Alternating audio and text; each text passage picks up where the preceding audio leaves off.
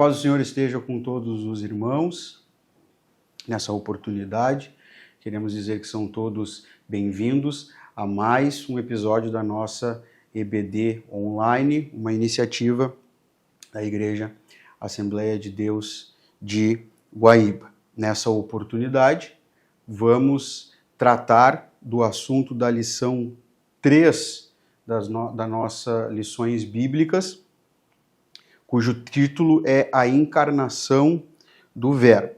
É uma alegria ter você aqui conosco. Esperamos que o assunto aqui abordado e os comentários que aqui serão feitos sejam de utilidade para a sua vida espiritual e possam promover o alicerce da sua fé. Então vamos à lição 3, cujo título é A Encarnação do Verbo. O texto áureo da lição número 3 está em João, capítulo 1 e o versículo 14, que diz: E o Verbo se fez carne e habitou entre nós, e vimos a sua glória, como a glória do unigênito do Pai, cheio de graça e de verdade.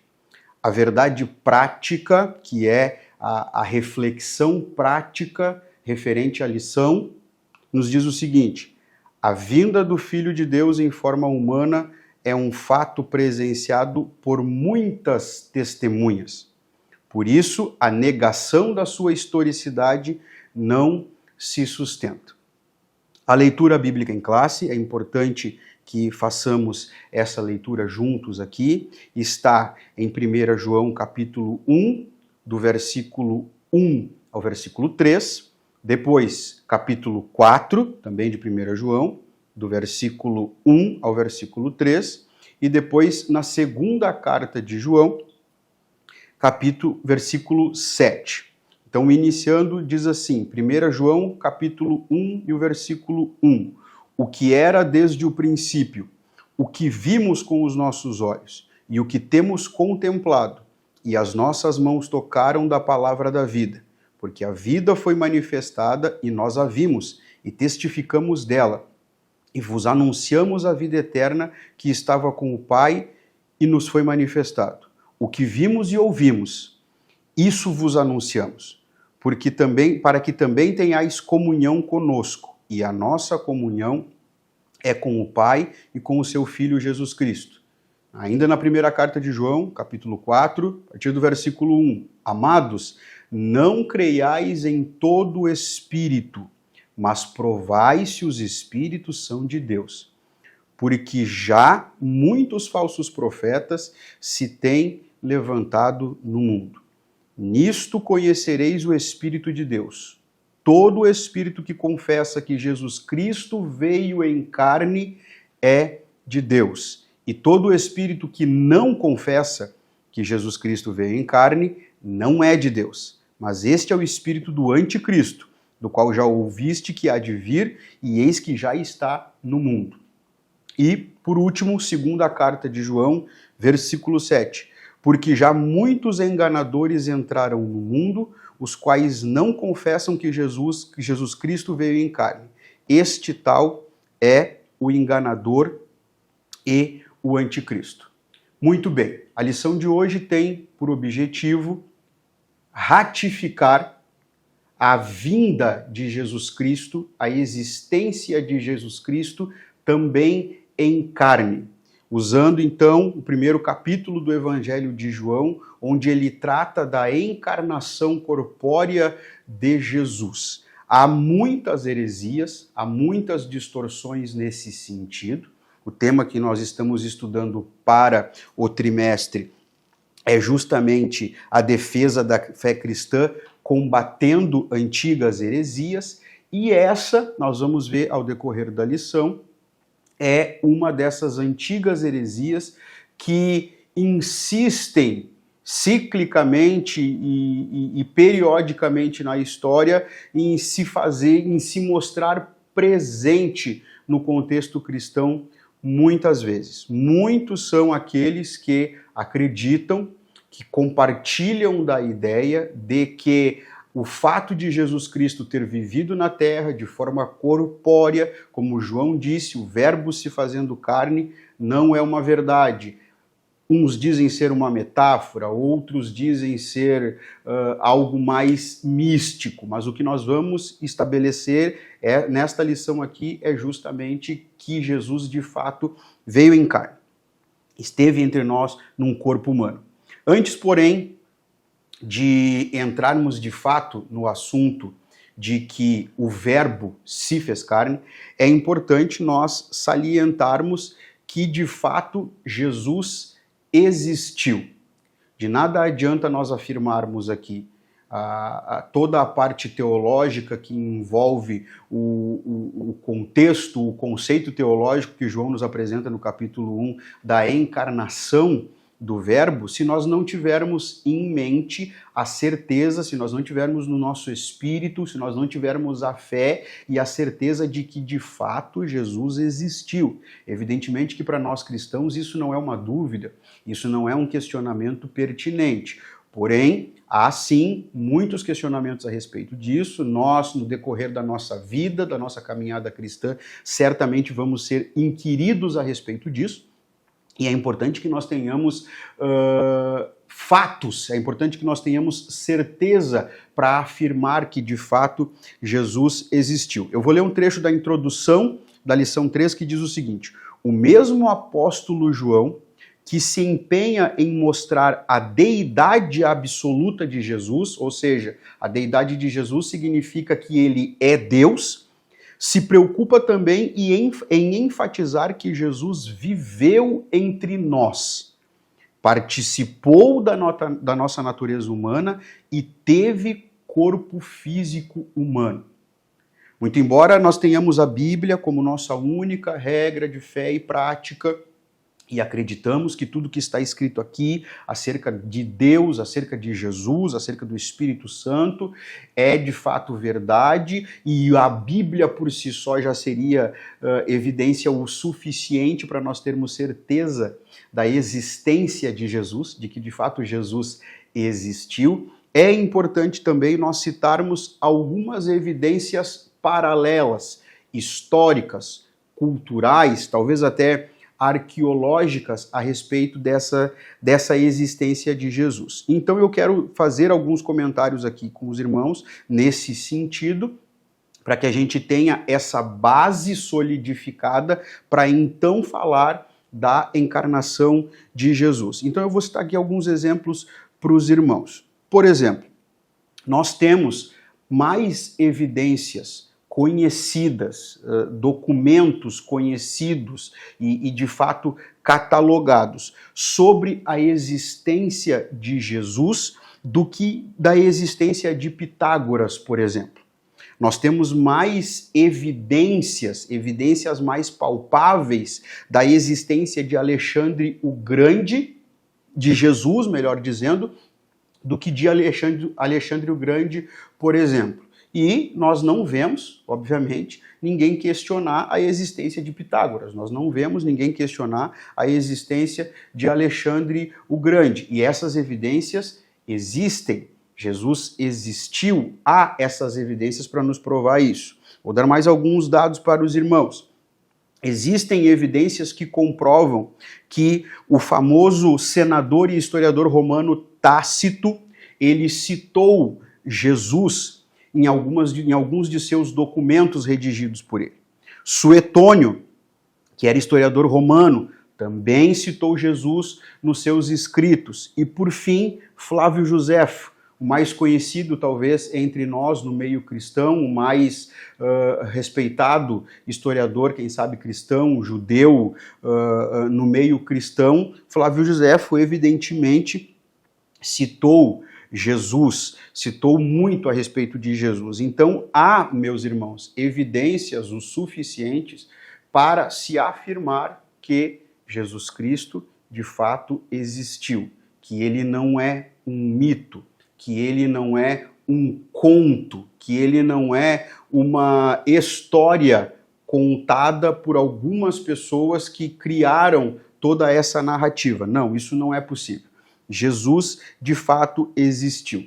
E então, tomando por base essa ideia da existência de Jesus, tendo certeza de que de fato ele existiu, nós vamos agora entrar no assunto da lição que trata da encarnação do Verbo, a encarnação de Jesus, Deus, num corpo humano, num corpo mortal como o nosso. A nossa lição está estruturada em 3 tópicos principais.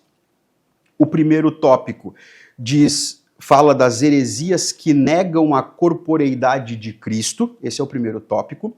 O segundo tópico tem por título a afirmação apostólica da corporeidade de Jesus. E o terceiro tópico trata de como essas heresias se revelam hoje. Se os irmãos olharem para a lição, os irmãos vão ver que cada um desses tópicos trazem 3 subtópicos junto a eles. Nós não vamos, obviamente, tratar especificamente de cada um desses subtópicos dos seus respectivos tópicos, tá? Porque o objetivo aqui, meus irmãos, é dar uma degustação a respeito do que a lição vai nos trazer, dar um aperitivo do que a lição vai nos trazer, para que você esteja presente na escola bíblica presencialmente, tá? Domingo de manhã, aqui na matriz da igreja, nas congregações, nos respectivos dias de cada congregação, onde lá nós temos um tempo maior de estudo, nós temos a interação com os professores, com os colegas, você vai poder tirar as suas dúvidas. Então, o propósito aqui é dar uma degustação para você do que nós vamos tratar dessa lição, resumindo nesses 3 tópicos, tá? Então, o primeiro tópico, as heresias que negam a corporeidade de Cristo. E aí o autor da lição, ele traz aqui a principal de todas as heresias e a mais antiga de todas as heresias, a respeito do fato de negar a corporeidade de Cristo, que é a chamada de docetismo. Docetismo é uma palavra que vem do grego dokel, que significa ter aparência de algo ou de alguma coisa. Essa heresia, esse conceito do docetismo, é uma heresia que surgiu ali no século II depois de Cristo, e foi a heresia que precedeu o gnosticismo que veio depois. Ou seja, esse docetismo deu toda a base para o pensamento gnóstico. Essa heresia, ela nega, e negava, e nega, que houvesse tido Jesus Cristo corpo verdadeiro.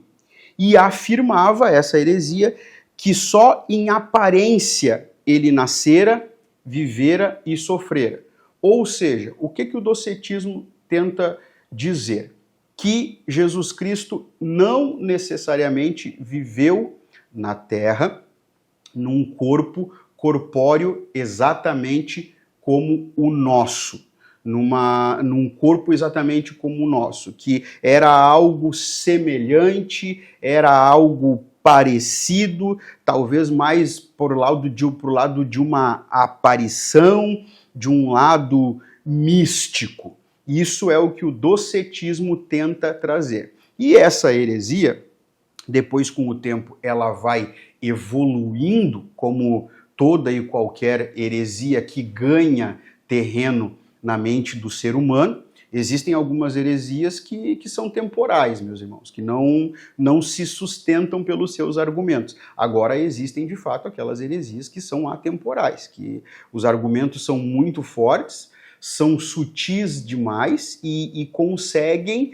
ter êxito na tentativa de distorcer os aspectos principais da fé e da palavra de Deus, da Bíblia. Nós estamos diante de uma delas, que é o docetismo. E esse docetismo, ele serviu de base para a criação do chamado gnosticismo. O gnosticismo nada mais é do que uma heresia, uma ideia de que o homem precisa ser guiado pelo seu conhecimento, que nada supera, nada é mais importante do que o conhecimento do homem, que não existe as questões espirituais, que tudo é uma questão de conhecimento. E aí então esse docetismo, ele tem 3 nomes lá na igreja primitiva, no período contemporâneo de Jesus, 3 expoentes dessa heresia, que eu vou citar aqui para os irmãos,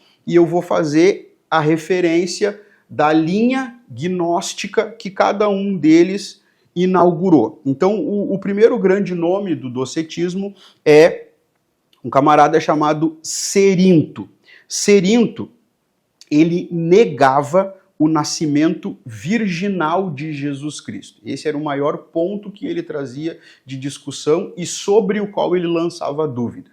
Ele dizia, afirmava categoricamente que o nascimento de Jesus não foi virginal. Além do mais, ele ensinava também, foi um dos precursores desse ensinamento. Ele foi contemporâneo, por exemplo, de João, quando João estava em Éfeso. Cerinto, ele deu origem, foi com ele que se inaugurou o gnosticismo judaizante, porque o público dele, o público-alvo dele eram justamente cristãos, judeus, enfim, que tinham essas crenças e ele tentava desfazê-las. Depois nós temos o segundo grande nome, que é Saturnino. Saturnino trazia como principal argumento, tá? Ele ensinava que Jesus Cristo não nasceu, que ele não teve forma e nem corpo, e que ele foi simplesmente visto de forma humana em mera aparência. Ele mais ou menos tentava vender a ideia de que as pessoas que viram Jesus, as pessoas que se relacionaram com Jesus, na verdade, elas se relacionaram como uma espécie de aparição, como uma espécie de borrão distorcido, que não necessariamente era um corpo humano, uma forma corpórea como a nossa. Com Saturnino nasce o chamado gnosticismo sírio, seguindo essa linha de que Jesus não teve essa forma corpórea, que ele simplesmente foi visto numa espécie de aparição. E por último nós temos Marcião, que ele negava de forma geral ser Cristo verdadeiramente humano. Ele defendia a ideia de que isso era uma metáfora, uma espécie de comparação.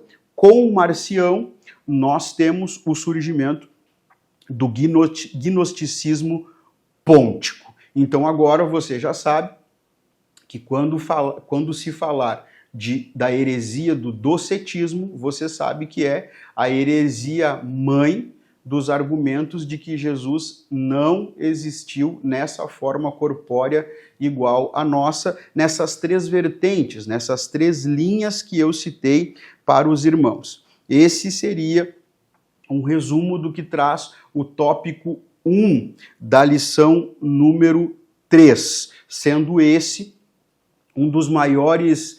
uma das maiores ameaças de todos os tempos ao evangelho, ao cristianismo.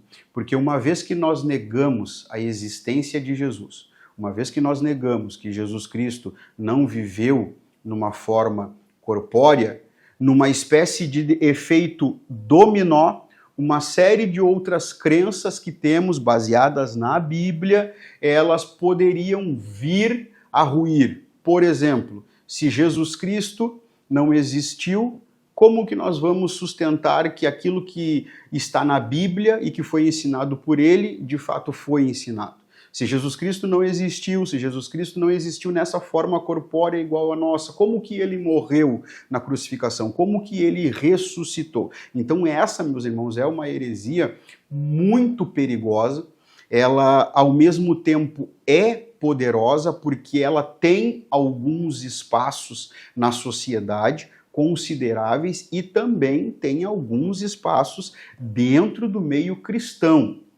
Dentro do meio cristão, protestante, existem algumas igrejas, algumas instituições, enfim, que pegam partes específicas dessa heresia e tomam isso por base e creem que de fato é dessa forma. Então isso é um grande perigo para a nossa fé. Então se você for questionado a respeito do docetismo agora, você já sabe do que ele trata e como refutar, porque na Bíblia existe todo o argumento contrário a isso. Porque a Bíblia diz lá no Evangelho de Lucas que Jesus Cristo nasceu. Os anjos vieram anunciar e disseram: um menino vos nasceu e um filho foi dado a vocês. Então não há discussão a respeito desse sentido. Jesus de fato viveu, existiu, Jesus de fato viveu na Terra, e tudo isso num corpo humano, para chegar mais perto de nós e estar mais perto de nós. Nós vamos para o segundo tópico, que é a afirmação apostólica da corporeidade de Jesus. Os apóstolos afirmavam de forma categórica que sim, Jesus tinha corpo, e um corpo humano. E aí nós temos o versículo principal, que é o versículo do texto áureo, versículo 1 do capítulo 1 de João, que nos diz o seguinte: no princípio era a palavra. No texto áureo da lição, a tradução bíblica usada aqui traz: no princípio era o verbo. Tá? Mas se nós formos pegar algumas traduções mais próximas do original, nós vamos ver que o mais adequado seria no princípio era a palavra. Talvez até mais apropriado ainda, no princípio era o palavra. Mas por questões de tradução, de entendimento do público, foi traduzido dessa forma mais tradicional: no princípio era o verbo. Mas o que diz o versículo 1 do capítulo 1 de João é: no princípio era a palavra, e a palavra estava com Deus, e a palavra era Deus. E aí depois, lá no versículo 14, vai dizer o seguinte: e a palavra se fez carne e habitou entre nós. Vimos a sua glória, glória como a do unigênito do Pai, cheio de graça e de verdade. Os apóstolos, eles afirmavam, eles defendiam naturalmente essa verdade de que Jesus Cristo teve sim um corpo, que ele encarnou na forma corpórea humana, ele teve um corpo como o nosso. E é muito interessante porque, estudando os originais, eu trouxe aqui, repliquei aqui para ler para os irmãos, o versículo 1 do capítulo 1 de João, na Bíblia de Estudo Literal do Texto Tradicional. E é interessante essas versões porque elas trazem palavras um pouco diferentes aqui que nos dão uma abrangência maior no entendimento. Por exemplo, na tradução desta Bíblia, Bíblia de Estudo Literal do Texto Tradicional, esse versículo seria dito da seguinte forma: no princípio era o Palavra, e o Palavra estava junto de o Deus, e a Palavra e o Palavra era Deus. Esse princípio que João fala aqui no capítulo 1 e versículo 1 é o princípio, aqui é a eternidade passada, o infinito tempo anterior à criação. Ou seja, isso nos dá a evidência, nos dá a prova, a verdade de que Jesus também é Deus. A Trindade, a Santíssima Trindade, o Pai, o Filho e o Espírito Santo, eternamente subsistentes em Deus, como diz o nosso credo das Assembleias de Deus. Tá? Então Jesus já existia antes da fundação do mundo. E ele é, e esta palavra, este verbo que João cita. E João está tentando dizer então que este verbo, esta palavra, Jesus, o Deus Filho, ele sai da sua glória na eternidade e ele encarna num corpo humano porém ele permanece com a sua deidade, ou seja, ele permanece sendo Deus. É o que nós aprendemos lá no início quando estudamos teologia, que Jesus Cristo era 100% homem e era 100% Deus, e que assim como Deus Pai e Deus Espírito Santo, ele também é Deus, o Deus Filho. Depois nós temos o versículo 14 do capítulo 1, e aí este versículo 14, eu vou ler para os irmãos aqui numa outra tradução, que é a tradução do Novo Testamento interlinear da editora Agnus. Se fôssemos ler lá numa tradução mais próxima da original, esse versículo seria citado da seguinte forma: e a palavra veio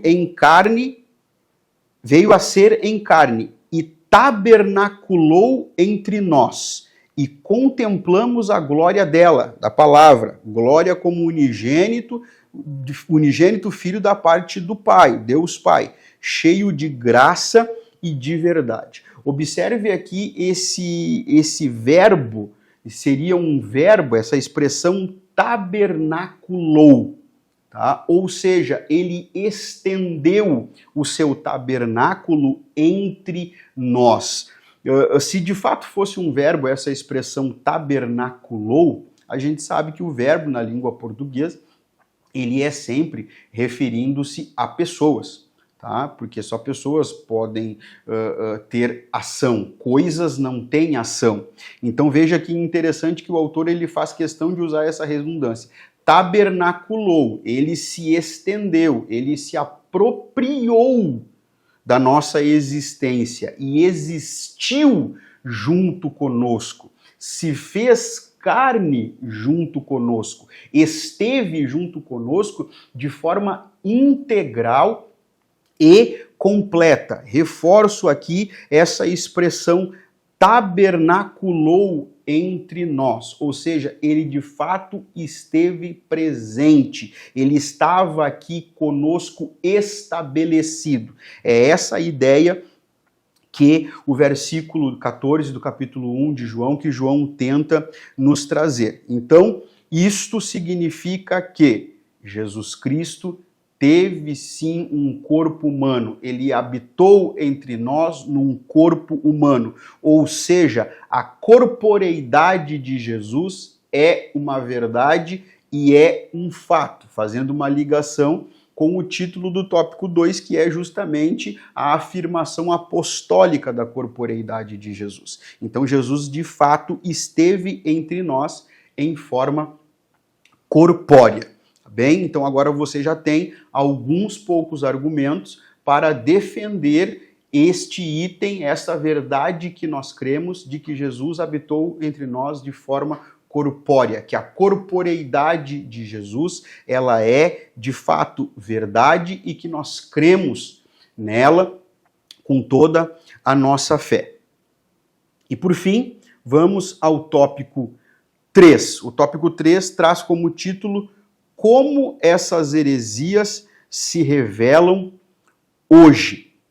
Então, o que o autor vai nos trazer aqui é que essa heresia, pela sua força, pela sua capacidade de expansão que ela teve, porque foi muito aderida quando surgiu, ela ainda hoje permanece no nosso meio. Existe, por exemplo, agora, nesses dias em que nós estamos vivendo, isso sai na mídia com certa frequência, está em todas as redes sociais, quantos acontecimentos nesses últimos tempos, nesse último ano principalmente, no mundo secular, acontecimentos que, de certa forma, traziam um grande ponto de interrogação sobre a pessoa de Jesus. Alguns até nos seus atos humilhando a pessoa de Jesus. Irmãos, lembram daquela situação do carnaval, não vou lembrar de que ano foi, em que Jesus foi retratado ali sendo massacrado pelo inimigo, pelo diabo. Isso é claramente essa heresia em prática, dizendo que Jesus Cristo não é todo-poderoso como dizemos ser ele. Por último, agora nas Olimpíadas, os irmãos viram também uma cena que tentava desqualificar moralmente Jesus Cristo, colocava em xeque ali quem de fato era Jesus, ao ponto de comparar ele com uma outra roupagem totalmente diferente do que a Bíblia traz. Tudo isso são elementos que o inimigo usa, meus irmãos, que ele veste essas verdades com uma roupa diferente para tentar ser agradável ao público, para tentar ser agradável àqueles que escutam e lograr êxito nessa afirmação de que Jesus não existiu, de que Jesus não encarnou, de que Jesus não viveu em forma corpórea, que isso não é possível. Tá? Eu vou ler alguns trechos aqui do tópico 3 da lição que são importantes. Diz assim uma parte do primeiro subtópico. Há movimentos que negam o nascimento virginal de Jesus. E aí ele cita aqui como, por exemplo, os Mormons e a Igreja da Unificação.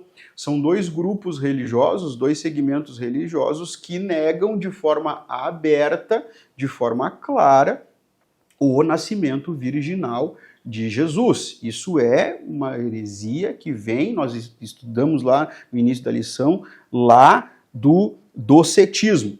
Também nós temos muito presente hoje questionamentos em relação à morte e ressurreição de Cristo. Como eu acabei de citar para os irmãos aqui, todos esses acontecimentos, esses fatos, não são nada mais, nada menos do que questionamentos a respeito se de fato Jesus morreu e se de fato ele ressuscitou. Mas a Bíblia, ela é incontestável. A Bíblia, ela não se pode contestar e não se pode duvidar. Ela é clara em dizer que Jesus Cristo nasceu, Jesus Cristo viveu, Jesus Cristo morreu.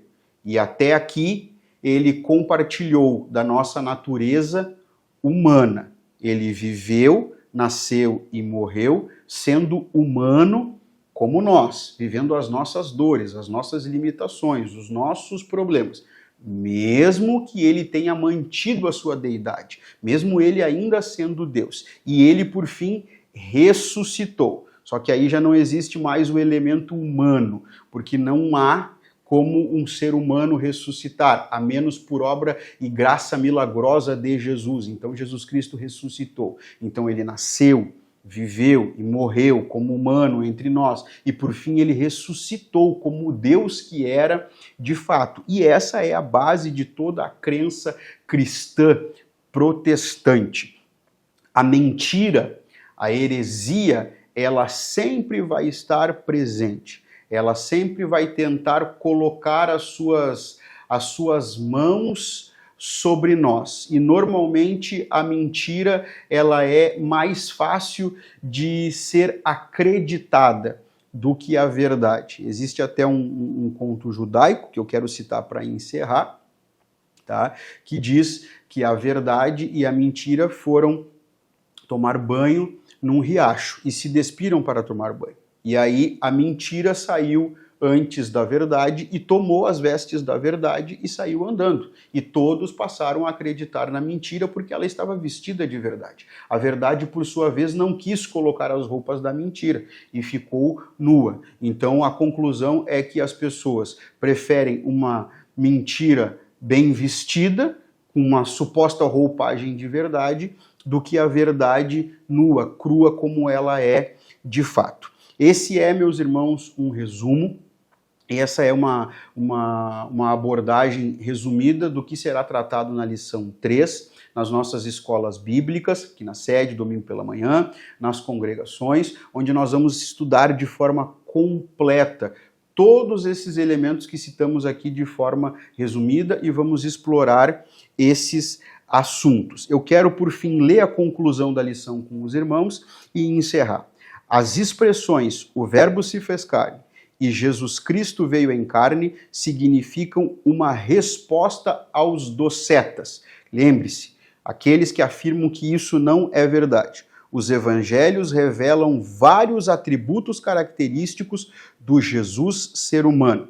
Ele foi revestido do corpo físico porque o pecado entrou no mundo por um homem e pela justiça de Deus tinha de ser vencido por um ser humano.